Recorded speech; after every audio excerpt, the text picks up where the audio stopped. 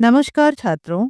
आज हम एनसीईआरटी कक्षा 7 संस्कृत की पुस्तक दीपकम के पाठ 2 का अभ्यास कार्य करेंगे।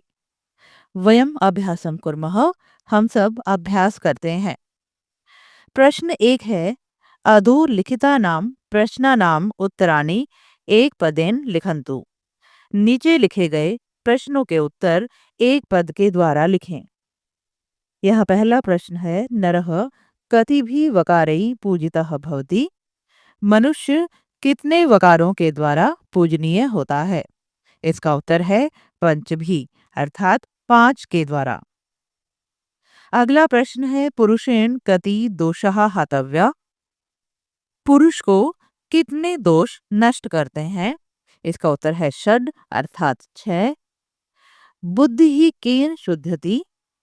बुद्धि किसके द्वारा शुद्ध होती है? उत्तर है ज्ञानेन।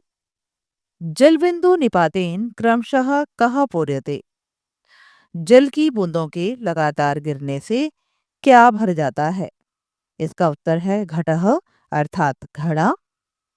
अगला प्रश्न है, आलस्यम केषाम महान रिपुः अस्ति। आलस्य किनका सबसे बड़ा शत्रु है? इसका उत्तर है मनुष्याणाम, अर्थात मनुष्यों का। इसके बाद प्रश्न 2 है, निम्नलिखितानां प्रश्नानां उत्तराणि पूर्ण वाक्येन लिखन्तु। नीचे लिखे गए प्रश्नों के उत्तर पूरी वाक्य के द्वारा लिखें। पहला प्रश्न है, नरः कथं पूजितो भवति।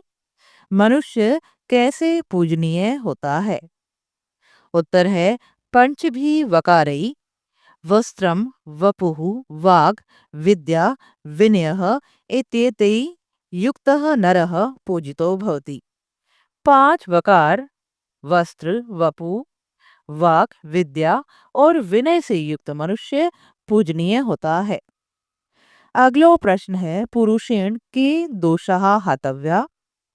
पुरुषों को कौन से दोष नष्ट करते हैं?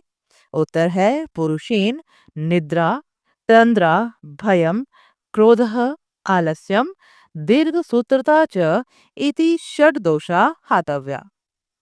पुरुष को निद्रा, थकान, डर, क्रोध, आलस्य और कार्य को देर से करने की आदत, ये 6 दोष नष्ट करते हैं।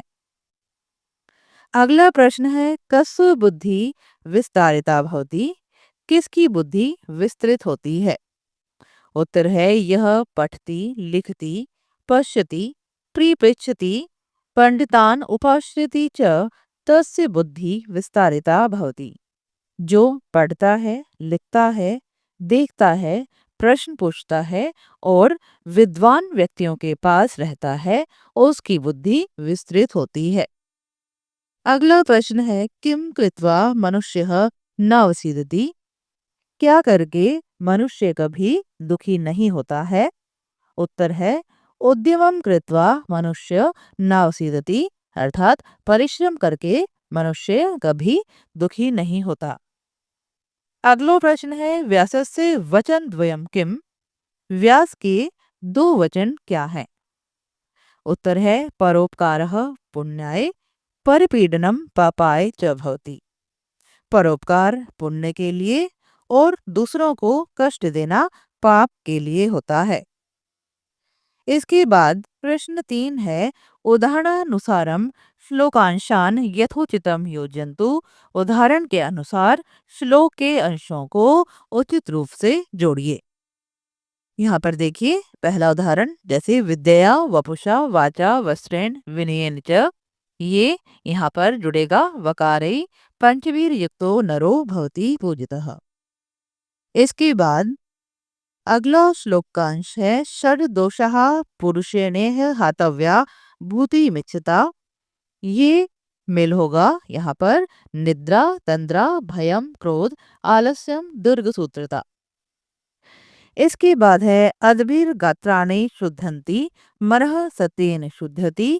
ये यहाँ पर मिलेगा विद्या तपोभ्याम भूतात्मा बुद्धिर्ज्ञानेन शुद्धति। अगला श्लोक है, उत्तरम यत् समुद्रस्य हिमादेशचैव दक्षिणम। यहाँ पर ये मैच होगा इसके साथ वर्षम तद भारतम नाम भारती यत्र संतति ही। इसके बाद है ज्वलबिंदु निपातेन क्रमशः पूर्यते घटः। यहाँ पर ये मिलेगा इसके साथ स हेतु सर्व विद्यानाम धर्मस्य च धनस्य च। इसके बाद प्रश्न 4 है निम्नलिखितानां वाक्यानां समानार्थकान् श्लोकांशान् पाठात् चित्वा लिखन्तु। नीचे लिखे गए वाक्यों के समानार्थक श्लोक के अंश पाठ से चुनकर लिखें। पहला वाक्य है मधुर वाण्या सर्वे प्रसन्नः भवन्ति। इसका अर्थ है मधुर वाणी के द्वारा सभी प्रसन्न होते हैं। तो इसका समानार्थक श्लोकांश है प्रिय वाक्य प्रदानेन सर्वे तुष्यन्ति जन्तवः। दूसरा वाक्य है परिश्रमेण तुल्यः बान्धवः नास्ति। इसका अर्थ है परिश्रम के समान बंधु नहीं है। तो इसका समानार्थक है नास्ते उद्यम समो बंधु। अगला वाक्य है परोपकारेण मानवस्य पुण्यार्जनम भवति।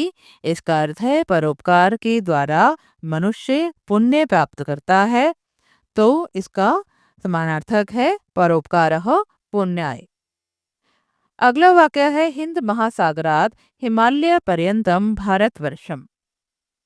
इसका अर्थ है हिंद महासागर से लेकर हिमालय तक भारत देश है। इसका समानार्थक है उत्तरम यत् समुद्रस्य हिमाद्रेश्चैव दक्षिणम वर्षम तद भारतम। इसके बाद प्रश्न 5 है अधोलिखितानां शब्दानां उदाहरणानुसारम पर्यायपदानि लिखन्तु। नीचे लिखे गए शब्दों के उदाहरण के अनुसार पर्याय पद लिखें। यथा जैसे वपुः, वपुः का समानार्थी या पर्याय है शरीरम। इसके बाद शब्द है जलम, जलम का पर्याय है सलिलम। लोचनम नेत्रम, धनम अर्थम, बुद्धि प्रज्ञा, रिपुः शत्रुः। इसके बाद है अत्र इदम अवधेयम, यहाँ यह जाने। तृतीय विभक्ते शब्द रूपाणि उच्चैः पठन्तु स्मरन्तु च। तृतीय विभक्ति के शब्द रूपों को जोर से पढ़ें और याद करें। यहाँ पर आपको कुछ शब्द दिए गए हैं जिनका तृतीय विभक्ति में रूप यहाँ पर लिखा गया है। आइए इन्हें पढ़ते हैं। सबसे पहले है पुल्लिंग शब्द। पहला शब्द दिया है छात्र। छात्र की तृतीय विभक्ति में एक वचन रूप होगा छात्रेन, द्विवचन रूप छात्राभ्याम और बहुवचन रूप है छात्रई। छात्रों आप जानते हो तृतीय विभक्ति का अर्थ है करण कारक और करण कारक का चिन्ह होता है से या के द्वारा। तो यहाँ पर छात्रेण का अर्थ होगा छात्र से, एक वचन में है तो एक छात्र से या एक छात्र के द्वारा। छात्राभ्याम का अर्थ है दो छात्रों से या दो छात्रों के द्वारा। और छात्रई ये बहुवचन में है, इसका अर्थ होगा अनेक छात्रों से या अनेक छात्रों के द्वारा। इसके बाद शब्द है शिक्षक। शिक्षक का तृतीय विभक्ति रूप है शिक्षकेण, शिक्षकाभ्याम, शिक्षकई। इसके बाद अगला शब्द है विद्या। यह एक स्त्रीलिंग शब्द है, इसका रूप बनेगा विद्या, विद्याभ्याम, विद्याभिः। इसके बाद छात्रा शब्द, छात्रया, छात्राभ्याम, छात्राभिः। अब इसके बाद शब्द है सत्य। यह एक नपुंसकलिंग शब्द है, इसके रूप भी पुल्लिंग शब्दों के समान ही बनते हैं। ये होगा सत्येन, सत्याभ्याम, सत्यई। इसके बाद ज्ञान शब्द, ज्ञानेन, ज्ञानाभ्याम, ज्ञानई। इसके बाद है किम शब्द, केन, काभ्याम, कई। इसके बाद प्रश्न 6 है अधः रिक्त स्थानानि तृतीय विभक्तेः समुचित रूपै पूरयन्तु। नीचे दिए गए रिक्त स्थानों को तृतीय विभक्ति के उचित रूप के द्वारा पूरा करें। तो यहाँ पर जो शब्द दिए गए हैं उनका तृतीय विभक्ति रूप को पूरा करना है। सबसे पहला शब्द है सुधाखंडेन। द्विवचन में होगा सुधाखंडाभ्याम और बहुवचन में सुधाखंडई। इसके बाद एक वचन में शब्द दिया गया है वृक्षेन। इसका द्विवचन रूप होगा वृक्षाभ्याम और बहुवचन वृक्षई।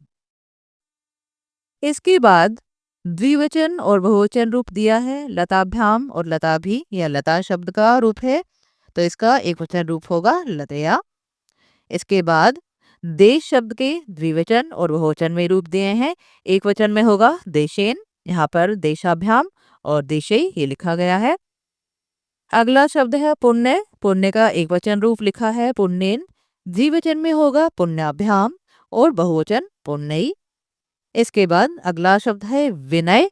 इसका एक वचन रूप होगा विनयेन, द्विवचन विनयाभ्याम और बहुवचन विनयी, जो यहाँ पर लिखा गया है।